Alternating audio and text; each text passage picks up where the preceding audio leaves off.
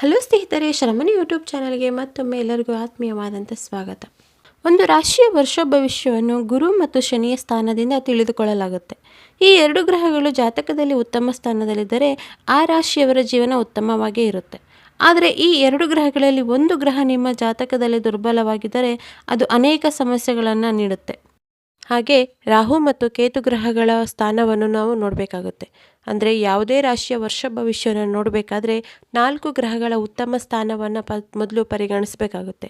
ಈ 4 ಗ್ರಹಗಳಲ್ಲಿ ಎಷ್ಟು ಗ್ರಹಗಳು ಉತ್ತಮ ಸ್ಥಾನದಲ್ಲಿದ್ದು ಲಾಭವನ್ನು ಕೊಡ್ತಿದ್ದಾರೆ, ಯಾವ ರೀತಿಯ ವರ್ಷ ಭವಿಷ್ಯದಲ್ಲಿ ನೆಮ್ಮದಿ ಸುಖವನ್ನು ಕಾಣಬಹುದು ಅನ್ನೋದನ್ನು ಈ 4 ಗ್ರಹಗಳ ಸ್ಥಾನ ಪಲ್ಲಟದಿಂದ ನಾವು ಪರಿಗಣಿಸ್ತೀವಿ.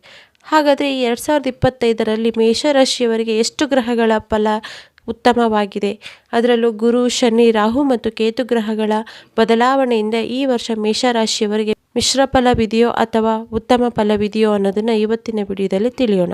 ಅದಕ್ಕೂ ಮೊದಲು ಈ ಮಾಹಿತಿ ನಿಮಗೆ ಇಷ್ಟವಾದಲ್ಲಿ ವಿಡಿಯೋವನ್ನು ಎಲ್ಲರಿಗೂ ಕೂಡ ಶೇರ್ ಮಾಡಿ ಮತ್ತು ತಪ್ಪದೇ ವಿಡಿಯೋಗೆ ಒಂದು ಲೈಕ್ ಅನ್ನು ಕೊಟ್ಟು ಶ್ರಮಣಿ ಟಿವಿ ಯೂಟ್ಯೂಬ್ ಚಾನಲ್ ಅನ್ನು ಸಬ್ಸ್ಕ್ರೈಬ್ ಮಾಡ್ಕೊಳ್ಳಿ. ಮೇಷರಾಶಿಯವರಿಗೆ ಮೊದಲ 5 ತಿಂಗಳು ಅಂದರೆ ಜನವರಿಯಿಂದ ಮೇ ತಿಂಗಳವರೆಗೆ ಉತ್ತಮವಾಗಿದೆ. ಮೇ ತಿಂಗಳ ನಂತರ ಸ್ವಲ್ಪ ಮಟ್ಟಿಗೆ ಮಿಶ್ರ ಫಲ ಇರೋದ್ರಿಂದ ಈ ವರ್ಷ ಸ್ವಲ್ಪ ಕಠಿಣ ಪರಿಶ್ರಮವನ್ನು ಪಡಬೇಕಾಗುತ್ತೆ. ಆದರೆ ಈ ಮೊದಲ 5 ತಿಂಗಳ ಕಾಲ ಶಿಕ್ಷಣ ಕ್ಷೇತ್ರಕ್ಕೆ ಸಂಬಂಧಪಟ್ಟಂತೆ ವ್ಯಾಪಾರ, ವ್ಯವಹಾರ ಮತ್ತು ಶಿಕ್ಷಣ ಸಂಸ್ಥೆಗಳನ್ನು ನಡೆಸ್ತಿರುವಂಥವರಿಗೆ ಉತ್ತಮವಾಗಿದೆ. ಮೇ ತಿಂಗಳವರೆಗೆ ಅಂದರೆ ಜನವರಿಯಿಂದ ಮೇ ತಿಂಗಳವರೆಗೆ ವಿದ್ಯಾರ್ಥಿಗಳಿಗೂ ಸಹ ಉತ್ತಮವಾದಂಥ ವರ್ಷ. ಮತ್ತು ಮೇಷರಾಶಿ ಅಧಿಪತಿಯಾಗಿರುವಂಥ ಮಂಗಳ ಗ್ರಹನು ಸ್ವತಃ ಮೇಷರಾಶಿಯಲ್ಲಿ ಇರೋದ್ರಿಂದ ಕೆಲಸದಲ್ಲಿ ಅಂದರೆ ಉದ್ಯೋಗದಲ್ಲಿ ಯಶಸ್ಸನ್ನು ಕಾಣ್ತೀರಿ. ಈ ಮೇಷರಾಶಿಯವರಿಗೆ ಮೊದಲ 5 ತಿಂಗಳಂದರೆ ಜನವರಿಯಿಂದ ಮೇ ತಿಂಗಳವರೆಗೆ ಶನಿ ಮತ್ತು ಗುರು ಗ್ರಹವು ಉತ್ತಮ ಸ್ಥಾನದಲ್ಲಿ ಇರೋದ್ರಿಂದ ಒಳ್ಳೆಯ ಲಾಭಾಂಶವನ್ನು ಕಾಣ್ತೀರ. ಆದರೆ ಮೇ ತಿಂಗಳ ನಂತರ ಅಂದರೆ ಮಾರ್ಚ್ ತಿಂಗಳಲ್ಲಿ ಶನಿ ಗ್ರಹವು ಸ್ಥಾನ ಪಲ್ಲಟವನ್ನು ಅಂದರೆ ಮೀನರಾಶಿಗೆ ಪ್ರವೇಶಿಸುವುದರಿಂದ ಸ್ವಲ್ಪ ಮಟ್ಟಿಗೆ ಮಿಶ್ರ ಫಲವನ್ನು ಕಾಣಬೇಕಾಗುತ್ತೆ. ಯಾಕಂದರೆ ಶನಿ ಸಾಡೆ ಸಾತಿ ಪ್ರಾರಂಭವಾಗೋದ್ರಿಂದ ಅದು ಪ್ರಥಮ ಚರಣದಲ್ಲಿ ಶನಿ ಸಾಡೆ ಸಾತಿ ಪ್ರಾರಂಭವಾಗೋದ್ರಿಂದ ಮುಖ್ಯವಾಗಿ ಆರ್ಥಿಕ ಪರಿಸ್ಥಿತಿಯಲ್ಲಿ ಮೇಷರಾಶಿಯವರು ಮೇ ತಿಂಗಳ ನಂತರ ಹಣಕ್ಕೆ ಸಂಬಂಧಿಸಿದಂತೆ ಸ್ವಲ್ಪ ಮಟ್ಟಿಗೆ ಎಚ್ಚರಿಕೆಯಿಂದ ಇರುವುದು ಉತ್ತಮ. ಅಂದರೆ ಖರ್ಚುಗಳನ್ನು ಕಡಿಮೆ ಮಾಡಿಕೊಂಡು ಹಣವನ್ನು ಉಳಿತಾಯ ಇಟ್ಕೊಳ್ಳೋದು ಉತ್ತಮ.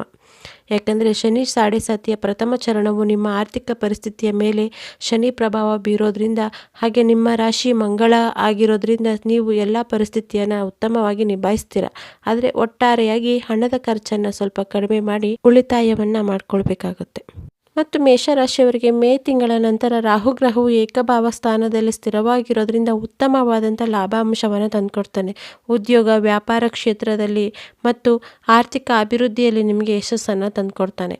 ಜೊತೆಗೆ ಶನಿ ಸಾಡೆ ಸಾತಿ ಪ್ರಾರಂಭವಾಗೋದ್ರಿಂದ ಆರೋಗ್ಯದ ಬಗ್ಗೆ ಸ್ವಲ್ಪ ಎಚ್ಚರಿಕೆಯನ್ನು ವಹಿಸಬೇಕಾಗುತ್ತೆ. ಅದು ಕಾಲು ಮತ್ತು ಕಣ್ಣಿಗೆ ಸಂಬಂಧಪಟ್ಟಂಥ ಸಮಸ್ಯೆಗಳು ಎದುರಾಗಬಹುದು. ಆದ್ದರಿಂದ ಆರೋಗ್ಯದ ಬಗ್ಗೆ ಸ್ವಲ್ಪ ಎಚ್ಚರಿಕೆಯನ್ನು ವಹಿಸಿ.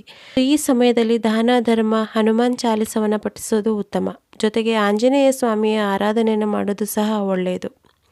ಒಟ್ಟಾರೆಯಾಗಿ ಮೇಷರಾಶಿಯವರಿಗೆ ವೃತ್ತಿ ವ್ಯವಹಾರದ ದೃಷ್ಟಿಯಿಂದ ಈ 2025ರ ಹೊಸ ವರ್ಷ ಉತ್ತಮವಾಗಿದೆ. ಭವಿಷ್ಯದ ಮಾಹಿತಿ ನಿಮಗೆ ಇಷ್ಟವಾದಲ್ಲಿ ನಮ್ಮ ಚಾನಲನ್ನು ಲೈಕ್ ಮಾಡಿ, ಶೇರ್ ಮಾಡಿ, ಕಮೆಂಟ್ ಮಾಡಿ.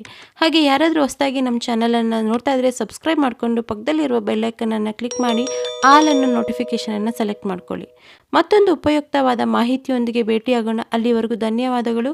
Thank you for watching this video.